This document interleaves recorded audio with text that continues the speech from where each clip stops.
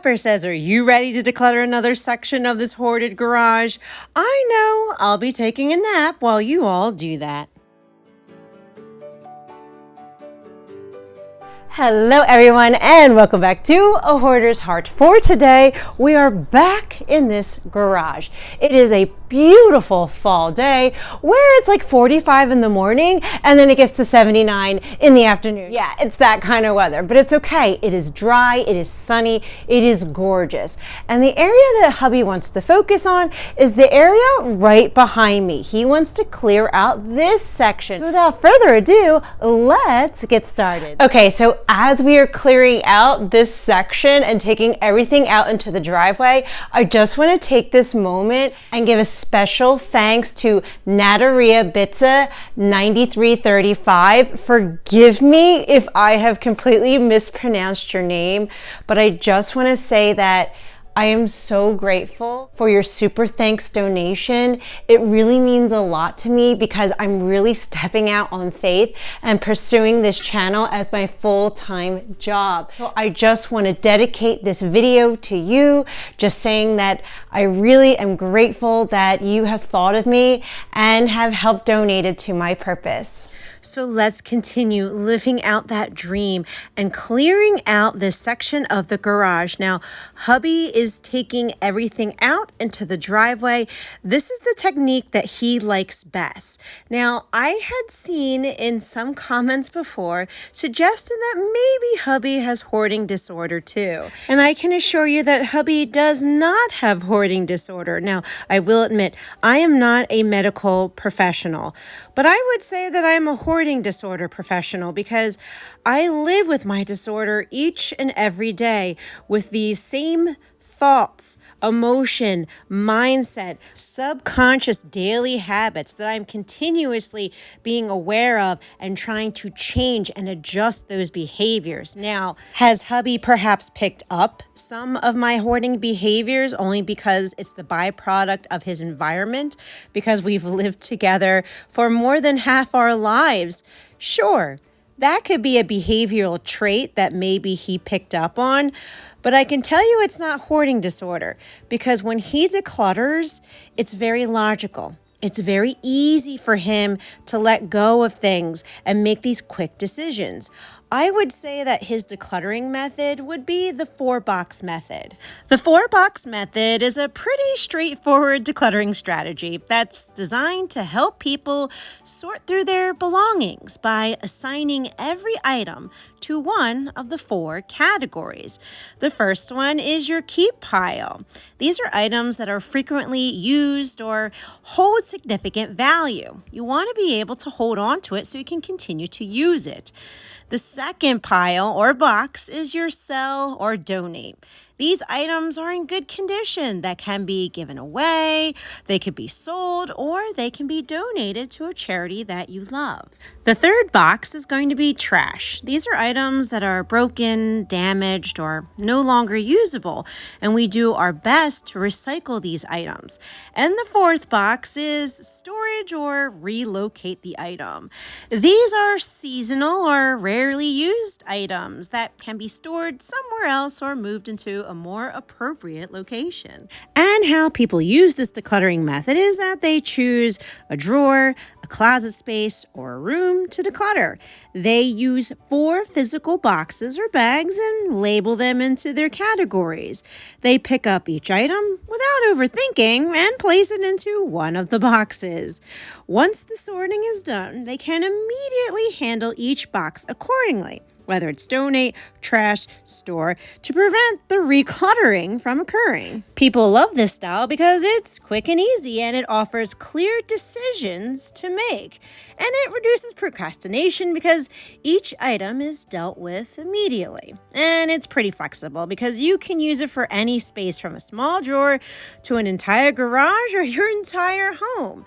And I didn't realize that hubby was kind of using this method until I started editing, and I realized realized that I've seen a system like this before. We're just not using the actual boxes because A, we don't have enough boxes to use for the amount of stuff that we have, but he is kind of creating these sections out into the driveway.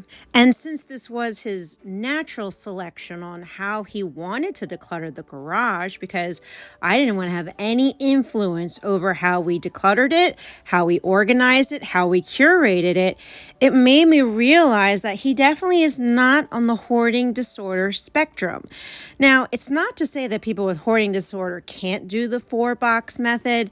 I'm just saying they're not going to be able to do it quite this easily, this amount of stuff in one sitting, making these quick decisions, unless they've been through a lot of therapy and have been working on their decluttering patterns for a long time, like myself. But somebody who is just starting in their hoarding disorder recovery journey, I would suggest using the 4-box method on a drawer, and that it's going to be okay if it takes you some time to make decisions. Give yourself that grace. Even if we're just making 5 decisions on 5 items, to me, I know that that is amazing growth. Because I know and remember and feel how hard it was to declutter, how I struggled to make decisions whether to keep it, let it go, or donate it, because there was just so much emotional, sentimental attachment to most of my possessions. So I get it. Give yourself grace.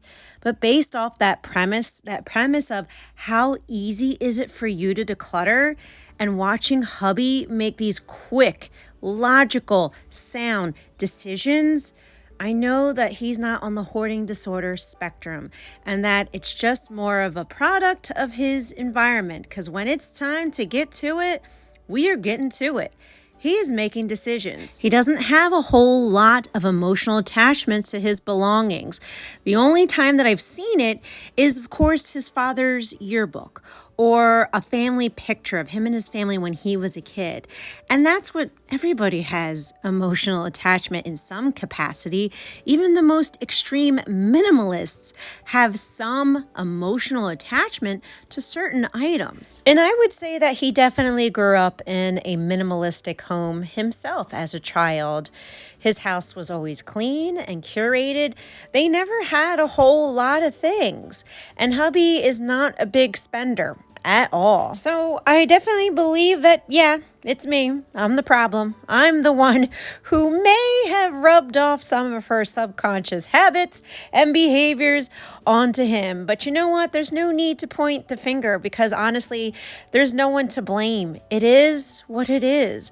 And what truly matters is that we're changing the course of our home. We're changing the course of our family. We are decluttering. We're letting go. I noticed as I have started this journey in truly decluttering, letting go, healing in my hoarding, that with all of my boys, it's just much easier for them to declutter, to let go. It encourages them to do the same thing. It's almost like I subconsciously gave them permission that it is okay to declutter and let things go, because mommy's not going to be upset. Mommy can handle this. Mommy will be happy. She doesn't have hoarding where she gets anxious and scared to let go of something. No, it's a positive experience. So yeah, we got this, guys. Now, I just had to show you that this coupon insert expired January 6, 2008. Yeah, that's how old this is. Now, we have everything laid out on the driveway. This pile definitely needs to be sorted, but it would be keep and what is to sell and to donate. A lot of things are in boxes, so he has to sort through those miscellaneous boxes. This is paint. We're getting rid of all the paint, and I had to call the township to see how do we recycle this.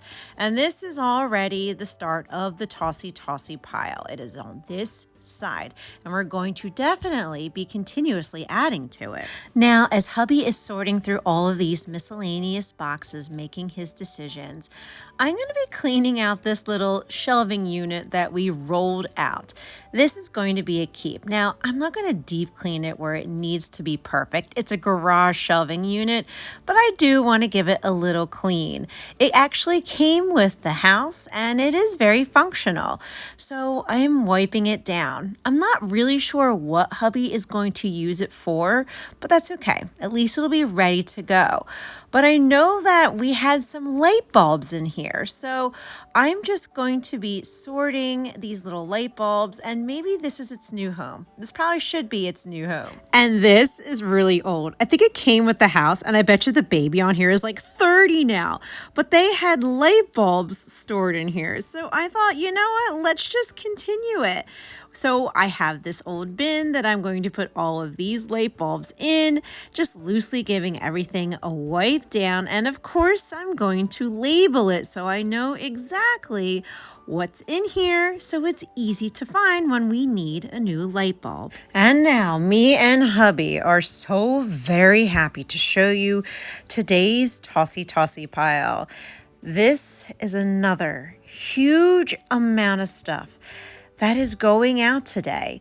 This is piled on top of each other. This is a massive amount of stuff that is taking up space in the driveway. And of course, we're going to be recycling this as best as we can because there is actually a lot of scrap metal in here. So what hubby is going to do is that he's going to take this to the scrap metal yard. And the other stuff is going to be recycled as best as we can. And other things have to be trashed, and the township has certain criterias for taking paint cans and different things like that. So we will follow those orders, and it's okay.